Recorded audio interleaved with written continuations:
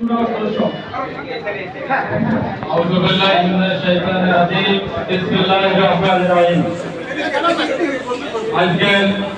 এই ইফতার মাহফিল অনুষ্ঠানের সম্মানিত প্রধান মেহমান বাংলাদেশ জামাত ইসলামী কেন্দ্রীয় মজলিসের অন্যতম সদস্য ঢাকা মহানগর দক্ষিণের বাংলাদেশ জামাত ইসলামের পরিকল্পনা সেক্রেটারি ও কর্মপরিষদ সদস্য কেমরাজনের সম্মানিত পরিচালক অধ্যাপক মোকাররম হোসেন খান, আমাদের থানা পরিষদ সদস্যবৃন্দ, আমাদের এখানে উপস্থিত আছেন অত্র এলাকার সম্মানিত মার্কেটের মালিকবৃন্দ, আমাদের এখানে সাংবাদিকবৃন্দ, প্রশাসনের ভাইরা আছেন এবং সম্মানিত আমার অতিথিবৃন্দ, আসসালামু আলাইকুম ওয়া রাহমাতুল্লাহি ওয়া বারাকাতুহু। সম্মানিত উপস্থিতি,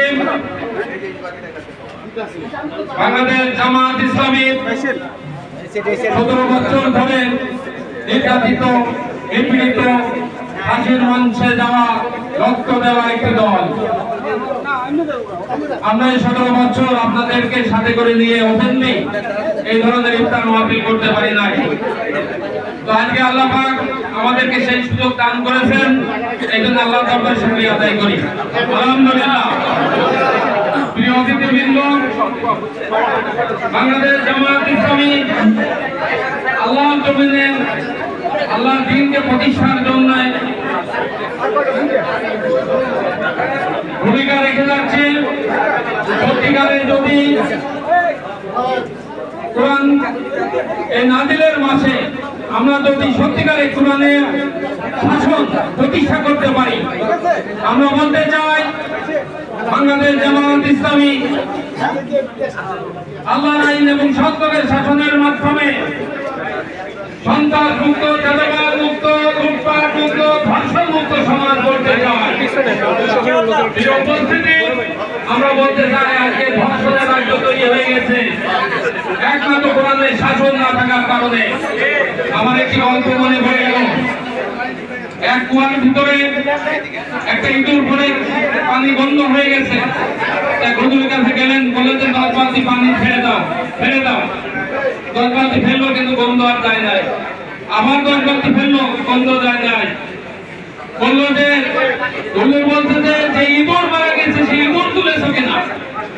আমাদের সমাজে কোরআনের শাসন না থাকার কারণে, কোরআনের রাজ প্রতিষ্ঠিত না থাকার কারণে, কোরআনের আইন প্রতিষ্ঠিত না থাকার কারণে আজকে ধর্ষণ, চাঁদাবাজি, সন্ত্রাসী, লুটপাট যত কিছু হচ্ছে একমাত্র আল্লাহর ভয় ছাড়াই, আল্লাহর কাছে আল্লাহর আইন ছাড়া এই দেশ পরিচালনা হচ্ছে।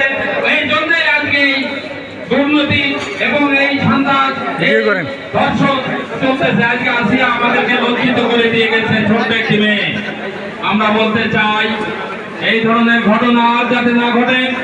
সত্যিকারের বাংলাদেশ জামাত ইসলামী যদি আল্লাহর আইন এবং সত্যকে শাসন প্রতিষ্ঠার মাধ্যমে এই 68 নম্বর ওয়ার্ডে যদি যায়, এই ব্যবসায়ীদের আমি সাক্ষী রেখে বলতে চাই কোন ব্যবসায়ীকে চাঁদা দিতে হবে না, সন্ত্রাসীর মুখোমুখি হতে হবে না। ইনশাআল্লাহ সন্ত্রাস, চাঁদামুক্ত, ধর্ষণ মুক্ত এই 68 নম্বর ওয়ার্ড গড়ে তোলা হবে ইনশাআল্লাহ। বাংলাদেশ জামাত ইসলামের আগের মতো অবস্থান নেই। ইনশাআল্লাহ আমরা আপনাদের পাশে থেকে আসুন আল্লাহর আইন সত্যকে শাসন, কোরআনের শাসন প্রতিষ্ঠার জন্য সকলে দলমত ঐক্যবদ্ধভাবে আমরা করি। কারণ আছে কোনো মানুষ গড়া মতবাদ শান্তি দিতে পারে না। আমাদের সবকিছু দেখাচ্ছে এবার হবে কোরআনের বাংলাদেশ। প্রিয় উপস্থিতি, সর্বশেষ একটি হাদিস বলে আমি শেষ করতে চাই।